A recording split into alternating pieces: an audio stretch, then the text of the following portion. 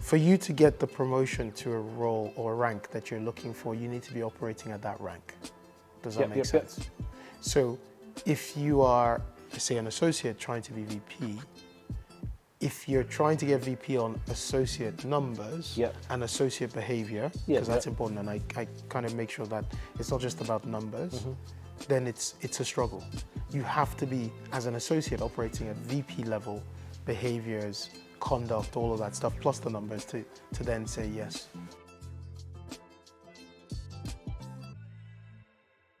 So, and interestingly, obviously, this company first, well, you would say this has been your first and only job.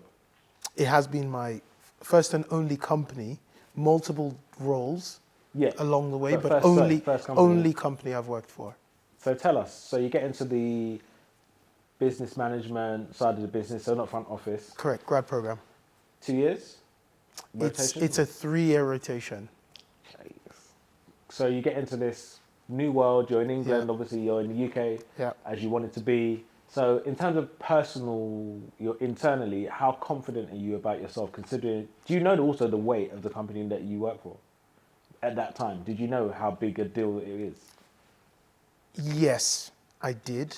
But also it's grown even more since. But yes, I did. So how did you feel about Folarin? The interesting thing was the big game changer was that year, 2005, 2006. The student union president. Why is that? I was a different person. The person who applied for the grad role and the person that came out, because the role of the student union president is actually, you're running an organization. It was, at the time, it was a 7-digit pound turnover company, and you got full-time staff, and you graduate, and the first thing you're doing is you're running a company with full-time staff, with lots of revenue, and plans and strategies, policy, representation for the students, board meetings, all of those things, all thrown into kind of day one. Right. So you come out of that a very, very, very different person. So I came out of that a very different person, a lot more confident than I reckon I would have been if I didn't have that experience. So you do that first year, because you've obviously been exposed to so much, you're obviously managing a budget, obviously I guess would you say you've matured quite a lot in this? Yeah, I think so. So go into kind of the role at the company with a much more mature mind. Right, and then do you now have a direction of what you want to go to, or is it more about let me learn as much as I can and then decide where I'm going to plant myself? That was going in. Yeah. So it took 3 months. Really? To decide. Why? Where did you go? Because don't you realize for 3 years, you're supposed to. So you knew after 3 months? After 3 months. Why is that? What happened? After 3 months, I knew that I wanted to be something with more market knowledge, more client-facing, more client interaction. Great, fantastic manager to start, super supportive, but I was a different person. So what do you think was there something, was it a book you read, was it an experience you had? It was just... No, it just came, and I just thought, I need to do something here, which is super dangerous. Yeah, because you're basically saying, I want to go into this. And you're basically dropping the positive of the rotation is it's almost like a safety net. Yeah. Because you even if you're not, maybe you're not excelling at one rotation, you may excel at the next rotation. So yes, so put my hand up and said to someone, I want to look for other opportunities within the organization. And they said yes. They didn't quite say yes. Oh. So how did that work then? How did you I had the blessing of the manager I had at the time to say, if you find something, go for it. There are usually lots of lateral roles for mobility within the organization, but that meant that I was going to pull myself away from a grad program and go into the safety net and go and take a risk and go into. So do you no longer be classed as a grad once you move? You're on the same rank as a grad, but you're not classed in a grad program that gives you training and support and all those things and blah, blah, blah. Why didn't you wait? to get the benefit of seeing the full. I thought it would be too late.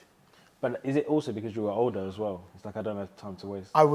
There was an element of that, but then there was also, you're able to calculate the level of risk that you're taking. And I calculated it as very high at the time. Very high. So you do the change, you move over. I moved to the private banking department.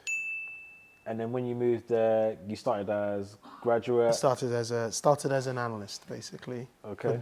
With not on a grad program, just as an analyst. And how was the first year? Tough. Big learning curve? Huge.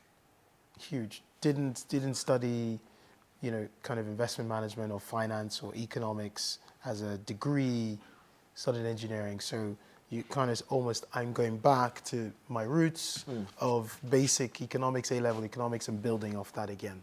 So you're kind of having to run twice as fast as everybody else around you who's equally, just joined or starting their career. Which is what I did. And is this long hours that you had to put into? Well, long hours because I'm trying to catch up. So you do your day job, and then after your day job, you then have to go home and do more studying, more learning, more exams, all of those things. So yeah, there was that. There were sacrifices, a few sacrifices. And by this time, have you met your wife? No. Okay, so you can go for it. You're good. It was actually a good opportunity to I was able to make those sacrifices in terms of kind of time spent with friends, time spent with family. I tend to be a fairly organized person, so I actually did have that conversation with friends that I was close to at the time, saying, you're going to see me a lot less because I need to really crack this thing, and same with family as well. You're going to see me a lot less. I really want to try and make this work. So yeah. Okay, so. Cool. So first year, so in terms of the different roles you had, take us through the journey. So analyst after the first. Yep. When do you move up to what's next? Associate. So joined as an analyst. Joined on technically there's a investment advice desk. Okay. And worked with a number of individuals in there. Two individuals specifically. So you learn from them as well.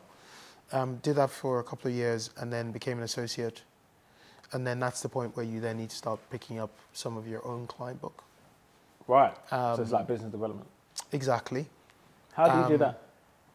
So you're doing it in partnership with more seasoned individuals. You're not necessarily doing it on your own. No, not at all. And then it was at that point that my focus changed in terms of the location or geography of the client base. That changed slightly. In terms of? To the Middle East. Oh, where was you focused on at the beginning? It was very broad at the beginning. So it was pretty much most of the markets that we covered, and then focused on the Middle East. Right. Did that for 8 years. Wow. So, based in London, traveling into the Middle East for probably every 2 months. It's probably a good way. Did you choose Middle East, or they chose? My manager at the time chose, actually. I didn't. Right. But it for a variety of reasons, it made sense. I'm really poor with languages, so couldn't cover some European markets, so it made sense. Right.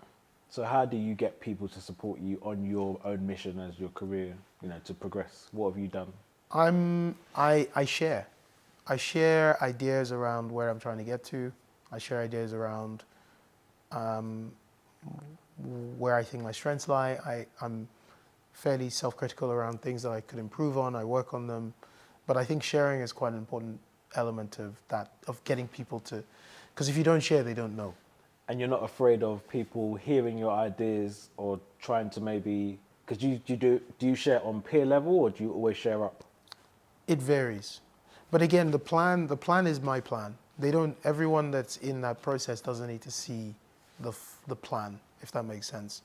People along the journey see, let's say it's, for 2023, you can speak to people to support your plan for 2023 and say, I really need to improve on, my communication skills or my listening skills, and I need your help. Right. But that's part of one of the pieces that leads to... Oh, right. So you don't tell them the whole plan? No, not at all. You just tell them the part that affects where you require that? Yes. The broader...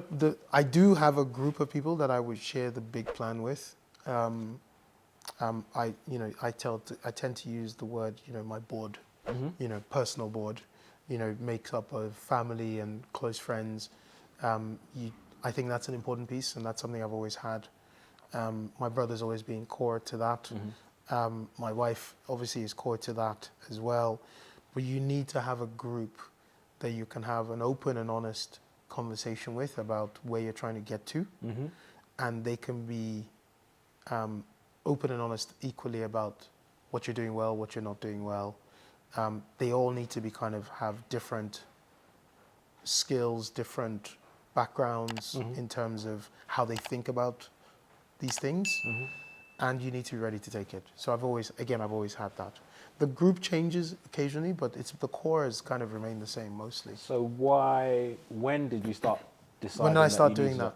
Yeah. The board, I think it started just in uni.